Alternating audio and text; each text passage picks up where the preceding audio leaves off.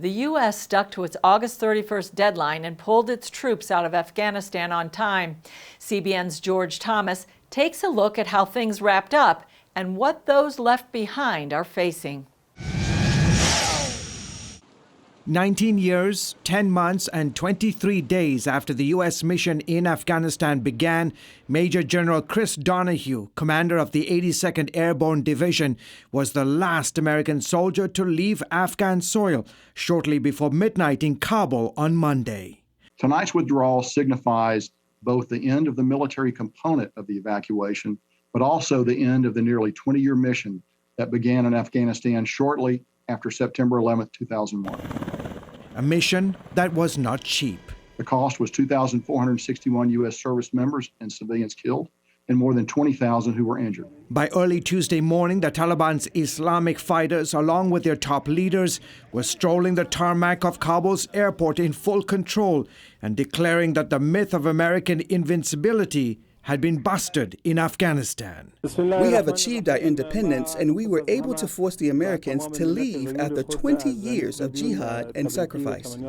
Over 18 days, the U.S. military airlifted about 123,000 civilians from the airport, including 6,000 Americans, in the largest non-combatant evacuation in U.S. Army history. Still, U.S. citizens who wanted to get out are still trapped inside, along with thousands of Afghan partners. There are still a small number of Americans, under 200 and likely closer to 100, who remain in Afghanistan and want to leave. But just 2 weeks ago, the president promised to stay until every American, including Afghan allies and their families, were out. If there's American citizens left, we're going to stay till we get them all out. Now, with U.S. forces out, the question is, will Afghanistan become a terrorist safe haven again? The Taliban says it will not allow the country to be a launching pad for terror attacks, but many experts believe their takeover is a boost for terror groups like Al-Qaeda and ISIS. And unfortunately, going to see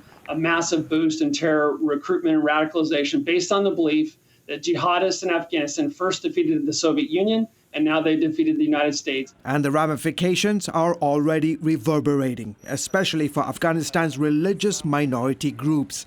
At a safe house in Kabul, Jayuddin, not his real name, has been in hiding along with 12 other Afghans since the Taliban seized control of the city nearly 3 weeks ago.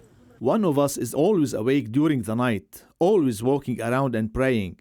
So if the Taliban should come and knock on our door, we should alert everyone. In an exclusive interview with CBN News, Jayuddin and the others, who are part of Afghanistan's very small Christian community, told us they have no passports, no U.S. government-issued exit papers, and right now see their hopes of escape diminish. We had many plans for preaching the gospel with other brothers and sisters, but then the Taliban took control so quickly.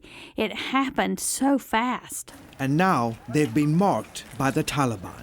Every day I receive a phone call from a private number, and the person warns me that if he sees me again, he will behead me. While Jayuddin says he's not afraid of dying, he's asking the world to pray for his country. We are praying for each other that the Lord would put his angels around our house for our protection and safety.